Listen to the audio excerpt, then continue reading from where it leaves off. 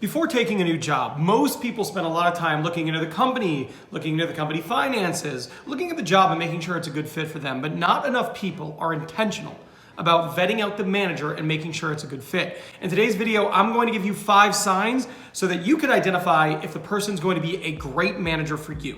Let's go. Now, the first sign you need to look for is somebody who makes you feel at ease during an interview. Interviews are stressful. Nobody goes into an interview and goes, this is going to be delight, I'm not nervous, easy peasy. Most people feel a little bit of an anxiety, they feel like they're stressed, they feel like they're being judged. And it takes a person with strong emotional intelligence to understand that and find the balance between making sure you're a good fit for their position, but also making you feel at ease, making you feel comfortable. The type of person who's going to do that is also going to be the type of person who does that once you start, right? They're going to be a good communicator. They're going to read the room. They're going to alleviate pressure and help you become the best version of yourself. That is a great way to identify. Will this person be a good manager? It is a sneak peek into how they're going to treat you based on how they make you feel when you're in that high stress situation. Have you ever been in an interview and you express concerns, right? Maybe you're talking to them and they're talking a little bit about the plan, what the company's planning on doing in the next 12 months, and you go, oh wow, I've been in that situation before and I found it to be really stressful for the people in this situation.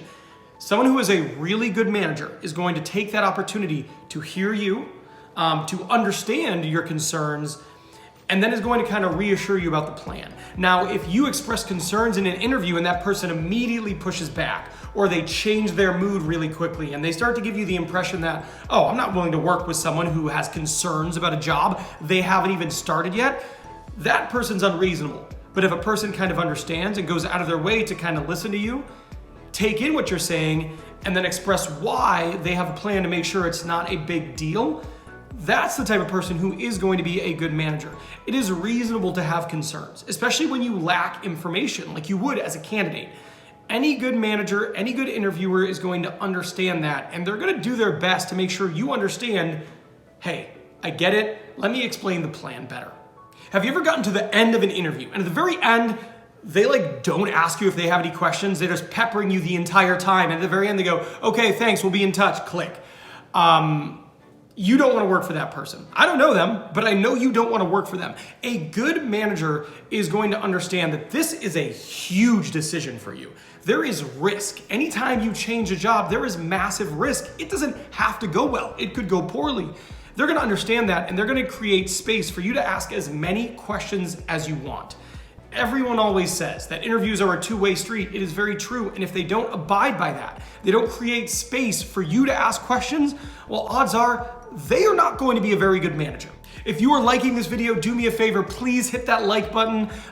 It is free for you, but it helps me out so much. It tells the algorithm I don't suck, and it's a huge benefit. So if you're liking what you're hearing so far, pound that like button. Now, the next thing you can look for is somebody who takes time out of the interview to find out your preferences, right? They're not just asking, what have you done? What are you capable of? Give me an example of blank. But they're asking you, hey, how do you like feedback? What type of management style works best for you? What style of learning, what's your preferred style of learning? Things like that, is a big sign of a good manager, because I think one of the keys to leading people well is knowing what works for them and modifying your approach based on the person. And somebody who is so proactive that they're asking it up front, it's a person who cares about it. If they didn't care, they wouldn't use the special precious time they have interviewing someone to ask. You don't get a lot of time to interview someone, and the cost of a poor hire is significant. So if they're taking time out of what little time they have to find out what works for you, that's a sign of a good manager.